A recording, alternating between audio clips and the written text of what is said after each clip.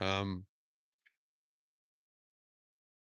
a lot of times we admit when it's pertaining to something that's negative, especially if it's sin or if it's bad choices or, any bad habits, that sort of thing. People instead of like people are quick to say, well, man, this is, this is what you see on, it's the iceberg method or a methodology, whatever the thing is on top of the surface, there's 70% or 90%, depending on who you listen to, what analogy they have of what matters is underneath the surface. That's the root or the iceberg or whatever.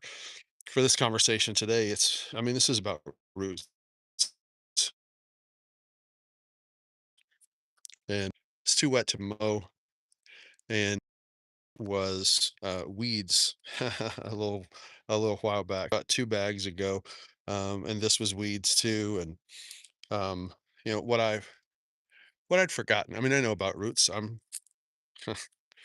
I worked in the church for 2.5 decades. We had lots of good conversations about roots, lots of analogies, the good parts, the bad parts, what we get tangled up in, what we put the work in. One of the verses that came to my mind was Proverbs 22:6. Train up your child in the way they should go, and when they're old, they won't depart from it. And I don't always make a video about a thing in the moment that I'm experiencing it. And I should have done that 2 different times this past week, but I did not. So I am today. And what I want to say is when you're talking about people, you're talking about loving people, whatever, being good to people, taking care of people, especially in the workplace. We talk about retention. It comes down to the way you treat people,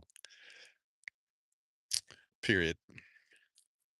And I mean, it's the people part of, it's the human part of human relations, right?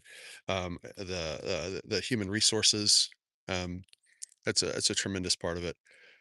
But for us as leaders, there are 4 things that, got dirty fingers. There are 4 things I want us to think about in everything that we see that we're leading someone through. There are benefits, there are byproducts. Those are good. There are barriers and there are blind spots.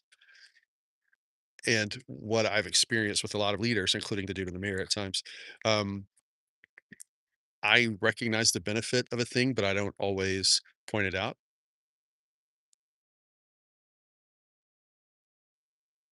And when I don't point it out, sometimes I don't point it out because I expect the person or the people on the other end just to automatically make the connection, connect the dots together. But that's not how that works. I expect people to read my mind, but people don't read minds. And if they do, are you sure you want people in your mind? Because that's not always the place for them to be. But when there's something that's a benefit of the good choices that someone makes, um, please don't assume that they understand the benefit. Call it out, and in a great way.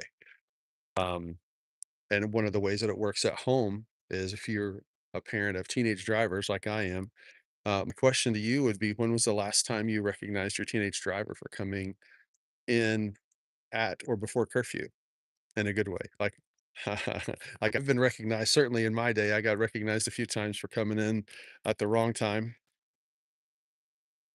And part of the way